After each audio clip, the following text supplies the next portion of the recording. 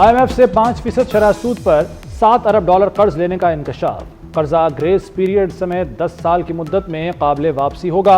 दस्तावेज के मुताबिक IMF को शशमाही बुनियाद पर 12 अक़सात में यह कर्ज वापस किया जाएगा। चीनी बैंकों समेत दीगर इदारों से भी 7 ता 8% शरह सूद पर कर्ज लिया गया।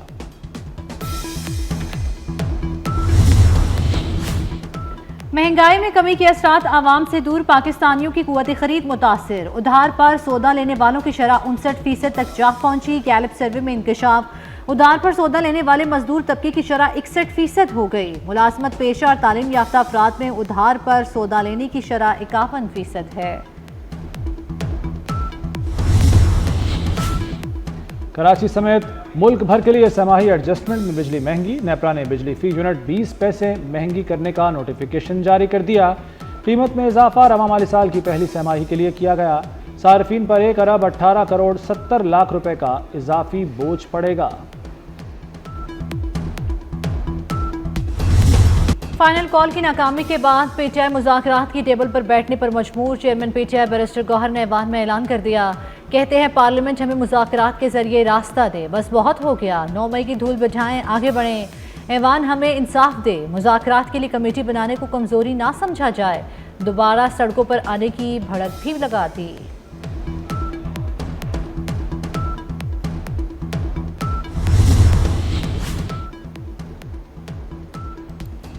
वज़ीर-ए-आज़म शहबाज शरीफ और पीटीआई रहनुमा असद कैसर की कोई मुलाकात नहीं हुई। तर्जुमान कौमी असम्बली की वजाहत सामने आ गई। वज़ीर-ए-आज़म स्पीकर अयाज सादिक के घर हमशीरा की ताज़ियत के लिए आए, इसाले सवाब के लिए दुआ की और चले गए।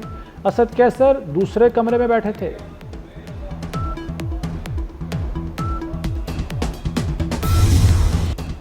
कोई मारा गया है तो इसकी कोई तफसील सामने क्यों नहीं लाते? मरने वाले का शनाख्ती कार्ड या डेथ सर्टिफिकेट दें। नायब वज़ीर-ए-आज़म इसाक डार का पीटीआई को जवाब। बोले हवा में बातें करके पाकिस्तान को बदनाम ना किया जाए, ये अलगार से मामलात हल नहीं होते।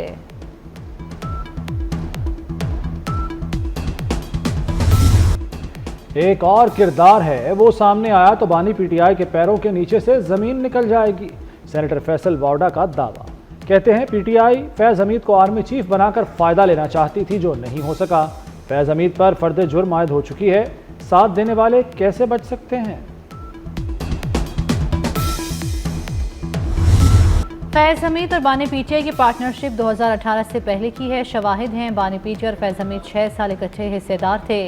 वज़ीर दिफा ख्वाजा आसिफ की पीटीआई पर ताक ताक कर वार। कहते हैं बानी और फैज हमीद की पार्टनरशिप 9 मई और उसके बाद भी चलती रही। बानी को इक़्तिदार दिलाने में फैज हमीद का मरकजी किरदार था।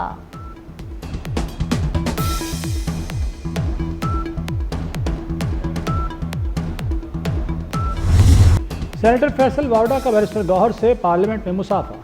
चेयरमैन पीटीआई मीडिया टॉक कर रहे थे कि वावडा आ गए। सहाफ़ी ने फैसल वावडा से कहा कि अभी आप ही से मुताल्लिक सवाल कर रहे थे। इस पर फैसल वावडा ने कहा कि मेरे भाई को मुश्किल में मत डाला करें, बैरिस्टर गौहर अच्छे इंसान हैं। फैसल वावडा के जवाब पर बैरिस्टर गौहर मुस्कुराए और दोनों गले मिले।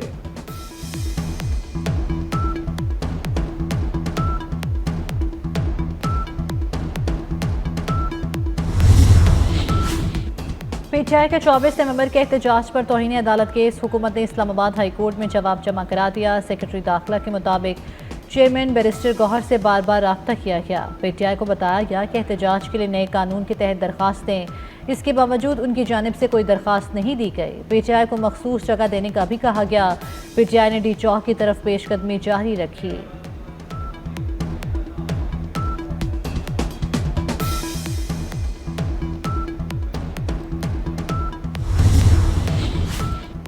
पाकिस्तान चैंपियंस ट्रॉफी के लिए अपने फ्यूजन मॉडल पर कायम। पाकिस्तान 3 साल तक अपने मैच भारत में नहीं खेलेगा। चेयरमैन पीसीबी मोहसिन नकवी का उसूली मौक़िफ़। पीसीबी के आला ओहदेदार मामलात हल कराने के लिए दुबई में मौजूद। शेड्यूल में ताख़ीर से ब्रॉडकास्टर्स शदीद तशवीश में मुब्तला। इस्लामाबाद के तरक्याती मंसूबों पर मोहसिन स्पीड से काम जारी। F8 एक्सचेंज चौक अंडरपास 43 रोज में मुकम्मल करने का मिशन। अंडरपास 25 दिसंबर को ट्रैफिक के लिए खोल दिया जाएगा। फरवरी के दूसरे हफ्ते में F8 एक्सचेंज चौक इंटरचेंज का इफ्तिताह होगा। इस्लामाबाद का सरीना चौक इंटरचेंज सिर्फ 60 रोज में मुकम्मल होगा। वज़ीर दाखिला मोहसिन नकवी ने इंटरचेंज प्रोजेक्ट्स का दौरा किया और तामीराती कामों का मुशाहिदा किया।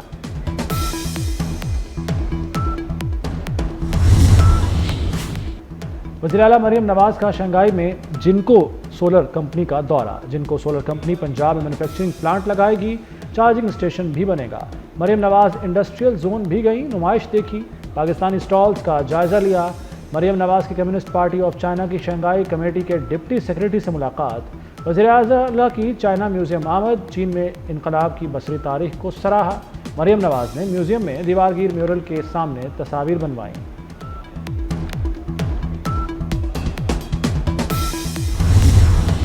बलूचिस्तान की तरक्की अव्वलीन तरजीह है, रोजगार की फराहमी के लिए इक़दाम कर रहे हैं। वज़ीर आज़म शहबाज शरीफ की गवर्नर बलूचिस्तान जाफर खान मंदुखेल से मुलाकात में गुफ्तगू।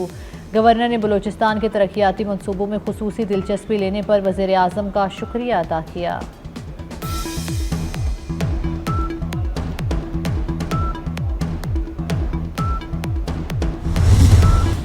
शाम में मामूलात ज़िंदगी बहाल, दुकानें खुल गईं, ATM के बाहर लोगों की कतारें। अबूरी हुकूमत ने भी अपना काम शुरू कर दिया। सरमायाकारों को फ्री मार्केट मॉडल अपनाने की दावत।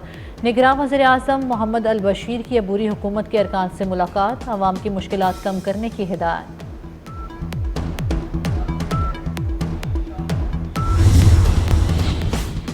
लाहौर में एक मोटरसाइकिल सवार की मुसलसल लापरवाही, 1.5 लाख रुपए जुर्माना। हेलमेट की खिलाफ वर्जी पर 73 बार ई चालान हुआ, 9 मरतबा सिग्नल तोड़ा, 3 बार वन वे और 1 मरतबा लेन लाइन की खिलाफ वर्जी की। मोटरसाइकिल थाना मुगलपुरा में बंद कर दी गई।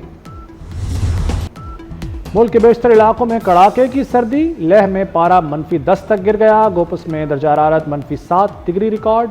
स्कर्दू, अस्तौर, कालाम में भी पारा -6 रिकॉर्ड। चित्राल में -5, गिलगित, हुंजा, दीर, मलम जब्बा में -4 डिग्री रिकॉर्ड किया गया। मरी में 0 और इस्लामाबाद में दर्जा हरारत नुक्ता-इन जमात को छूने लगा। कराची और हैदराबाद में पारा 11 डिग्री रहा। महकमा मौसमियात के मुताबिक पंजाब और सिंध में मौसम सर्द और खुश्क रहेगा।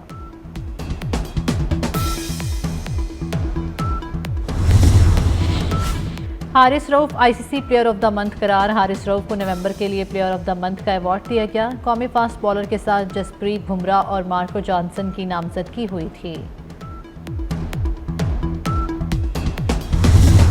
और फीफा वर्ल्ड कप 2034 की मेज़बानी सऊदी अरब को मिल गई। फीफा के सदर ने सऊदी अरब को इवेंट की मेज़बानी देने का ऐलान कर दिया। सऊदी अरब पहली मरतबा फीफा मेंस वर्ल्ड कप की मेज़बानी करेगा। 5 शहरों के 15 स्टेडियम्स में मुकाबले होंगे। 2030 वर्ल्ड कप की मेज़बानी स्पेन, पुर्तगाल और मराकश को मिल गई।